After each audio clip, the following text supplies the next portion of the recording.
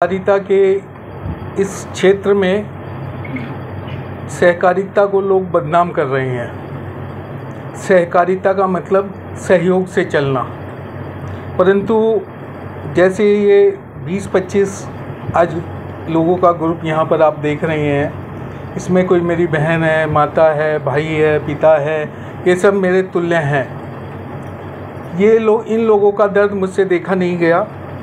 मुझे पता लगा कि Shri Krishna cooperative thrift and credit society limited, जो कि यमुना बिहार में है, इसके मुख्य संचालक श्री राधा रमन वर्मा व इनके पुत्र आलोक वर्मा ने इनकी एफडीज, सीडीज, शेयर मनी, इन लोगों ने पता नहीं कैसे कैसे करके 100-200 रुपये इकट्ठे करके माताओं ने, बहनों ने, भाइयों ने वहाँ जोड़े। किसी ने अपने रिटायरमेंट का पैसा लगाया, किसी ने कहीं से प्रॉपर्टी बेच के अपना पैसा लगाया। आज ये लोग दर दर के धक्के खा रहे हैं। इस विषय पे मैं 8 नवंबर को माननीय रजिस्ट्रार से मिला था। रजिस्ट्रार साहब ने मुझे आश्वासन दिया था कि मैं ईओडब्ल्यू और अन्य संस्थाओं में इस शिकायत को भेजूँगा, परंतु आज 8 नवंबर से लेके जून का महीना आ गया है, कोई कार्रवाई रजिस्ट्रार ऑफिस नहीं कर रहा है। इस संदर्भ में मैं आज माननीय मंत्री जी से मिले। माननीय मंत्री जी से मैं पहले भी मिला था भ्रष्टाचार के बारे में। रजिस्ट्रार के कार्यालय के जो रिश्वत के रेट थे मैंने खोले थे, उस पर कार्रवाई हुई। माननीय रजिस्ट्रार साहब का और डिप्टी रजिस्ट्रार साहब का तबादला हुआ और आज फिर मिलने पर माननीय मंत्री जी ने रजिस्ट्रार साहब को बोला कि भाई इनके शिकायत पर तुरंत प्रभाव से संज्ञान ले। हो सकता है कि मैं स्वयं सोमवार को इनकी शिकायत लेकर आपके पास पहुंचूं। सभी सदस्यों के सामने, इन सभी के सामने माननीय मंत्री जी ने इस भ्रष्टाचार के लिए सहकारिता विभाग के अधिकारियों को कैडी झाड़ लगाई है और कहा है कि इनकी शिकायत पर तुरंत संज्ञान लेकर इस पर कार्रवाई की जाए। मैं माननीय रजिस्ट्रार साहब से निवेदन करूँगा कि इसमें तुरंत प्रभाव से एडमिनिस्ट्रेटर लगाया जाए, साथ साथ इसका स्पेशल ऑडिट भी करवाया जाए, ताकि इससे पता लग सके कि ये सारा पैसा कहाँ डाइवर्ट हुआ है। माननीय ईओडब्ल्यू के कमिश्नर साहब से भी निवेदन करूँगा कि वो भी इस शिकायत पर संज्ञान लेकर कड़ी से कड़ी कार्रवाई करें, दोषियों को जेल की सज़ा दिलवाएं, ताकि इन लोगों के मन को शांति मिल सके और इनका पैसा दिलवाने की कृपा करें। मोदी जी से मेरा निवेदन है, अगर आप सहकारिता की तरफ ध्यान नहीं देंगे तो सहकारिता डूब जाएगी। सहकारिता के लिए ईमानदार छवि और अच्छे व्यक्तित्व का होना जरूरी है। तो मेरा मोदी जी से हाथ जोड़कर निवेदन है, मोदी जी गरीब आदमियों और सहकारिता पर ध्यान देकर इस शिकायत को तुरंत से निदान करवाएं। तो ईडी इसमें कुछ देख रहा है ना, सीबीआई कुछ इसमें देख रहा है ना, एंटी करप्शन इसमें देख रहा है। सभी को शिकायतें दी जा चुकी हैं। क्षेत्र के डीएम को भी शिकायत दी। डीएम साहब ने एसडीएम साहब के पास भेजे हुए 3 महीने से ऊपर हो गए, परंतु एसडीएम साहब ने भी आज तक इस पर कोई कार्रवाई नहीं की, क्योंकि सभी जगह कृष्णा कोऑपरेटिव सोसाइटी वाले पैसा पहुंचा देते हैं। पैसा पहुंचने के बाद वो फाइलें सारी दब जाती हैं। जब तक ये भ्रष्टाचार खत्म नहीं होगा तब तक इन शिकायतों का निदान नहीं होगा। मेरा नाम शोभन सिंह रावत है, मैं यमुना बिहार में रहता हूँ और हमारी सभी 25-30 लोग जो आए हैं, इनकी एक ही समस्या है। यमुना बिहार में एक कोऑपरेटिव सोसाइटी है जिसका नाम श्री कृष्णा कोऑपरेटिव टी&सी सोसाइटी है। इसके प्रेसिडेंट राधा रमन वर्मा हैं और ये लोगों को पैसा नहीं दे रहे हैं। लोगों का एफडी जमा है, कम से कम लगभग जो है 12 से 15 करोड़ रुपए का इन्होंने घपला कर दिया है। किसी को पैसा नहीं दे रहे हैं। 2 साल से लोग परेशान हैं। इनके पास जाते हैं तो ये लारा लप्पा दे करके लोगों को वापस भेज देते और धमकी देते कि कोर्ट में जाइए, आप नहीं मिलेगा पैसा, यहाँ आने की ज़रूरत नहीं है। अब लोग बताइए सर, हम कहाँ जाएं, क्या करें? हम लोग सीनियर सिटीजन हैं, अपनी मेहनत की कमाई का पैसा, रिटायरमेंट का पैसा हमने इनके पास जमा कराया। किसी का 10 लाख है, किसी का 20 लाख है, किसी का 30 लाख है।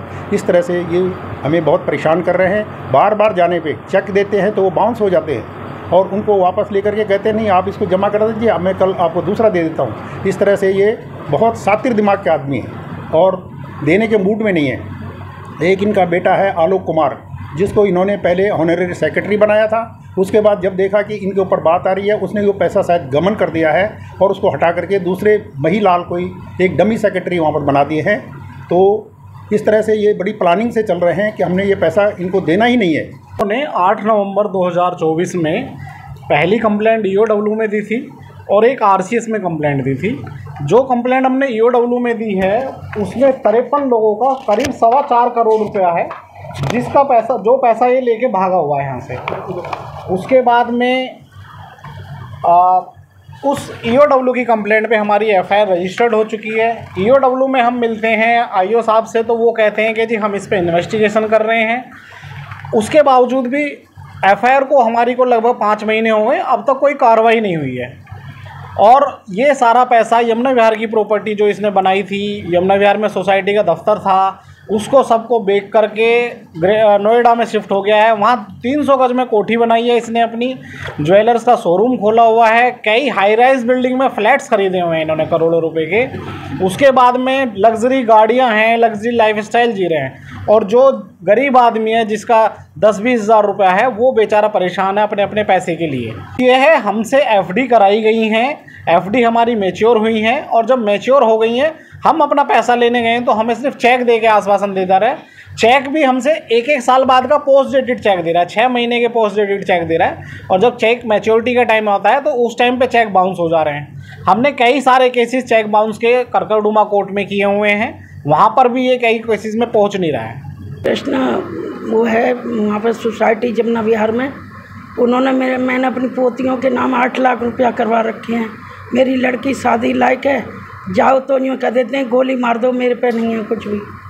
मोदी जी से क्या कहना चाहेंगे? हैं जी, मोदी जी से क्या कहना चाहेंगे? मेरे बस पैसे दिलवा दें सर, मेरी पोती ब्याह के लिए है। कहना चाहूँगा कि इस कोऑपरेटिव सोसाइटी के 5000 से ज़्यादा मेंबर हैं जो आज सभी धक्के खा रहे हैं, जिनकी एफडी पूरी हो चुके हैं, उनको पैसे नहीं दे रहे हैं और उनको जो है परेशान कर रहे हैं और कहते हैं अब भाई मेरे पास कोई पैसा नहीं है, तुम्हें जो करना वो कर लो, कोर्ट में चले जाओ, मुकदमा कर लो या मुझे मार दो।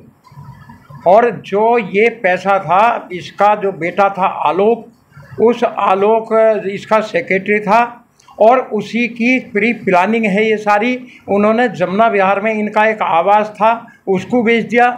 जो यमुना विहार में सोसाइटी का दफ्तर था, इन्होंने उसको बेच दिया और बेचने के बाद नोएडा में 300 गज में कोठी बनाई, ज्वेलर का शोरूम कर रहा है और उसने अपने ऊपर आँच न आए इसीलिए उसने सोसाइटी से रिज़ाइन कर दिया। तो कागजों में जो कागजी कार्रवाई है उससे बचने के लिए ये कागजी कार्रवाई पूरी कर रहे हैं, मगर पूरा जो काम हो रहा है वो पूरा षड्यंत्र के तहत हो रहा है। इनकी सुनियोजित ये जो है प्लानिंग थी और जब से ही करते चले आ रहे हैं। 3-4 साल से लोग धक्के खाते फिर रहे हैं। आज उन्होंने जो उनका बाप 82 साल का जो इसका अध्यक्ष है राधा रमन वर्मा, उसको सोसाइटी में भेजते हैं। उसको लोग इसलिए भी कुछ नहीं कह पाते कि वो सीनियर सिटीज़न है, वहाँ कुछ ज़्यादा बोल रहे, उसको हार्ट अटैक ना हो जाए, वो मर ना जाए।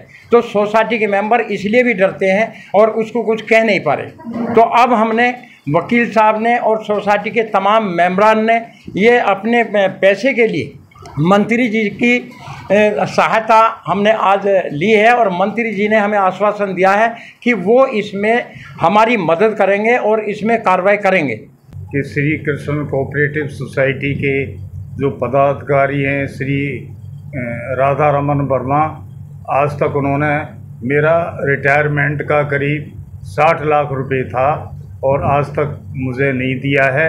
मांगने जाता हूं तो वो मुझे धमकी दे देते हैं कि कोर्ट में जाइए आप। मैं गाँव जाऊँगा श्री कृष्ण कोऑपरेटिव सोसाइटी यमुना विहार, इसके अध्यक्ष राधा रमन और उसका बेटा आलोक जो इसका संचालक करता रहा है आज तक। इसने प्रलोभन दे के 12% और 9% ईसीडी पे दे के लोगों से पैसे ठक्के नहीं इकट्ठे किए और इन सब पैसों को इकट्ठा करके आलोक वर्मा इस पैसे को लेके बिल्डर्स का दुकान है, बिल्डर से पैसा कमाया। बिल्डर से पैसा कमाने के बाद में सोसाइटी का दफ्तर खोला और दफ्तर बेचने के बाद में अपना घर से उठ के पैसा ला कर नोएडा में कोठी बनाई है, ज्वेलर्स का दुकान खोली है। हम लोग जब पैसा लेने के लिए जाते हैं, जब हमने वो पैसा 100-100, 200-200, 500-500, 1000-1000 करके हमने सोसाइटी में जो पैसा जमा किया है 2016 से आज तक, हमारी एफडी कम से कम 35-36 लाख रुपए की है। आज हमें धक्के खाने पड़ रहे हैं वहाँ जाके नहीं है जो है, और साला हमें भगा देता है, वहाँ से गाली देता है हम सभी लोगों के लिए जो है। लेडीज़ को तो अंदर घुसने ही नहीं देता ना था। और आलोक को यहाँ इस सोसाइटी से भगा के वहाँ राधा रमन ने वहाँ जाके ज्वेलर्स खुलवाया है और वो सारी प्रॉपर्टी का पैसा अपनी बेटे की बहुओं के नाम से वो प्रॉपर्टी खरीदी है वहाँ की जाके। नहीं न कि ना मेरा बेटा फंस सके ना मैं फंस सकूँ।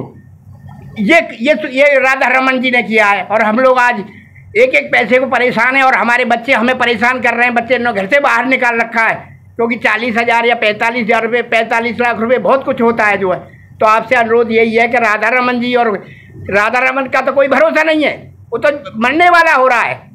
आलोक वर्मा, जो असली आलोक वर्मा और मनीष वर्मा है, जो इस सोसाइटी के पैसा का गमन करके छिपे बैठे हैं नोएडा में जाके, नहीं है जो है, उनको वहाँ से निकाल कर हमारा पैसा दिलवाने की कृपा कर।